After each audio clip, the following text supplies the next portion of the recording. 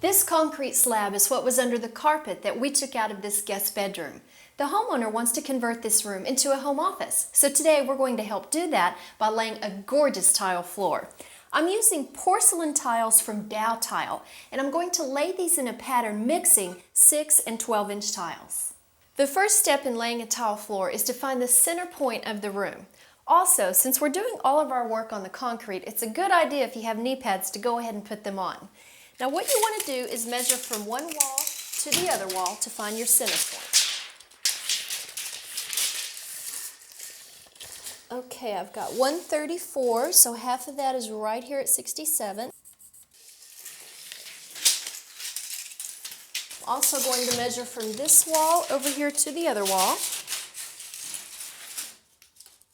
Got 122, and half of that is right here at 61. Okay, and this is our center point of the room.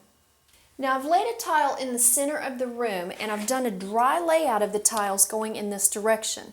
This way I can find out how wide my border tiles need to be. Now remember, you need to leave about 1/4 of an inch for your grout line, so this border tile needs to be cut at 7 inches. Because I've started in the center of the room, now all of my border tiles along this wall and the opposite wall will be the same width. To find out the width of the border tiles on this wall and that wall, I'm just going to repeat the process and do another dry layout in that direction. I did the dry layout to the other wall, and it turns out those border tiles need to be 7 inches wide as well. So all of my border tiles are going to be cut at 7 inches. Now I'm using a tile cutter with an adjustable stop. I've set this at 7 inches. If you have a large project, you might consider buying one of these, and you can usually get one for less than $100. But if you just have a smaller project like we're doing, you can also rent these.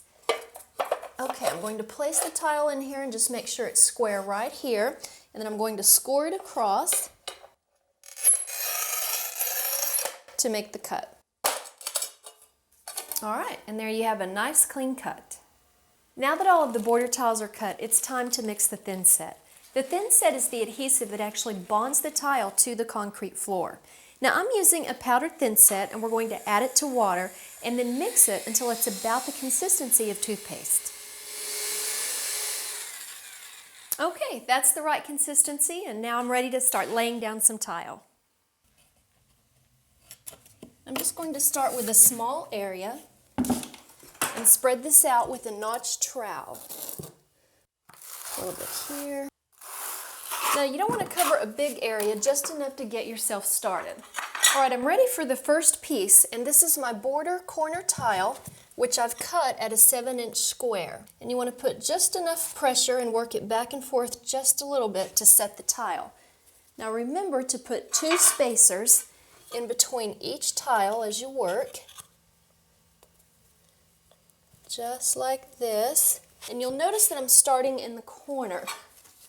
It's a good idea to do this, and that way you can work yourself backwards toward the door so you don't tile yourself into a corner.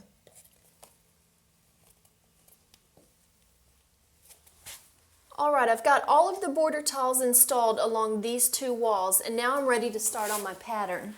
I'm using 3 sizes, the 12 by 12, 6 by 6, and the 12 by 6. To get the 12 by 6s, all you have to do is cut your 12 by 12 in half. Now keep in mind, with tile you can design any pattern that you want, but if you'd like to copy our pattern, just visit our website. Now I'm just going to continue laying this pattern all around the room.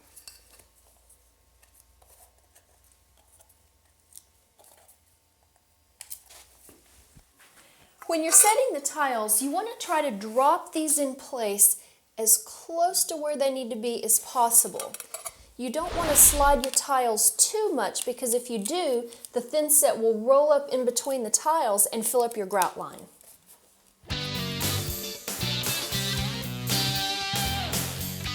When we come back, Teresa will finish our tile floor project. It's all about grout when your new house returns.